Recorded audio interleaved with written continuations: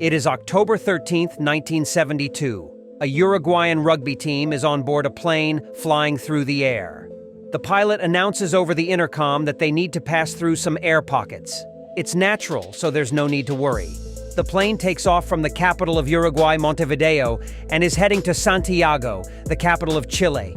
Dr. Roberto Canessa, a member of the Uruguayan rugby team, asks one of his teammates why the plane is flying so close to the mountains.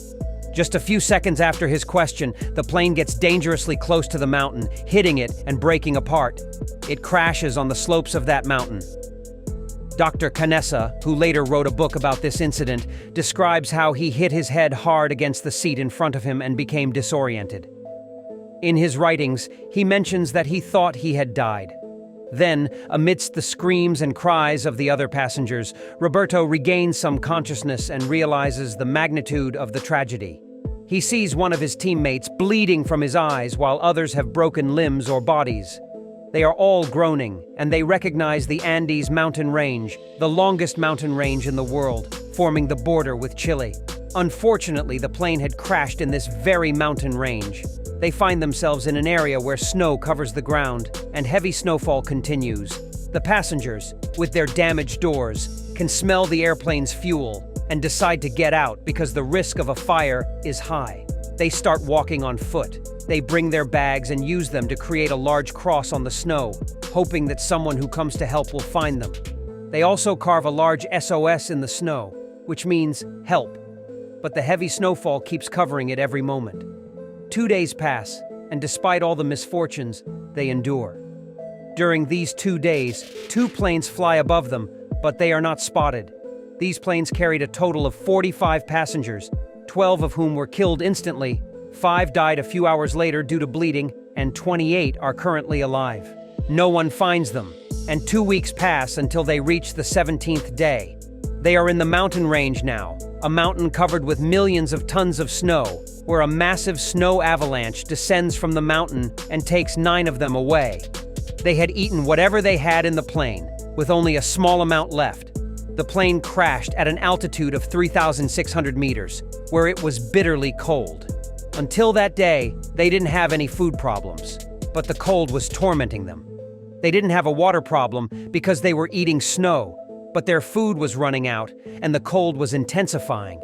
That's why they start tearing off pieces of the plane's fuselage and creating a shelter for themselves. The brightness of the snow was blinding their eyes, so they tore apart the leather seats of the plane and made blindfolds for themselves. They used metals they could break from the plane and kept them straight to support those with broken limbs so that they wouldn't worsen.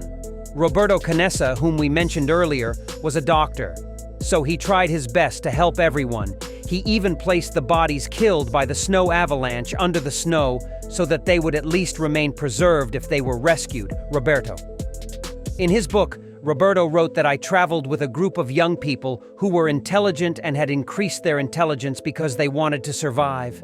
17 days have passed since the crash, and the food has completely run out. The altitude is so high that there are no animals to hunt and eat. They all knew that there were some bodies buried under the snow. They endured hunger for a while, but eventually, they chose a solution that we all know. Most of the airplane passengers were Christians, and they considered this act to be very wrong. However, it has been said since ancient times that hunger does not recognize religion and faith. Roberto Canessa, he was a doctor who was familiar with the human body and knew his duty to guide everyone on which parts of the bodies they should eat to have nutrition. Roberto says it was a very difficult task because we knew all these bodies, and we had been friends with them for years. Now we had to eat their bodies. One of the survivors was named Coche Inciarte, and he couldn't eat at all. He said, "I can't put this meat in my mouth." No one insisted on him, but after a few hours, he was also forced to eat. They all decided to nourish themselves from the bodies, but there were also 3 bodies of children on the plane, and they said, "We won't touch them because they are the children of the players and team members." Roberto was a very strong person. He transferred this strength to everyone and encouraged them, saying, "Eat, don't be upset. If I were the one who had died and my friends were hungry, I would tell them to eat my body. All the survivors said that if it weren't for Roberto, we would have all died in those early days. Roberto gave us strength, solutions, and he was also our doctor, helping everyone. They had been trying to use the plane's radio throughout this time, attempting to connect with someone. But a month had passed, and no one responded to their messages. They finally realized that it seemed like no one was going to come to their rescue, so they decided to take matters into their own hands. 3 of them made snowshoes with airplane parts and put them on to climb up the mountain, hoping to see where they were from above. When they reached the top, they were terrified. They saw that they were right in the middle of the mountain range, and no matter which way they looked, it was all mountains. They said, "Well, in the end, we will find a way and go downhill." 2 of them started descending, and after 10 days of descent, they finally reached a place where there was less snow and the ground was almost green with a flowing spring. Seeing this spring in the green land gave them hope, and they continued. They traveled another 70 kilometers on foot until they finally reached something. It turned out to be a village. They entered the village and told the villagers that they needed to contact the city. In short, they established contact and informed the government of their survival. After 70 days since the plane crash, the Chilean government sends 2 helicopters and finds them. They rescue 16 survivors while a total of 29 people had died. The news coverage and newspapers sensationalized the rescue to the extent that the survivors felt ashamed to admit that they were among the passengers.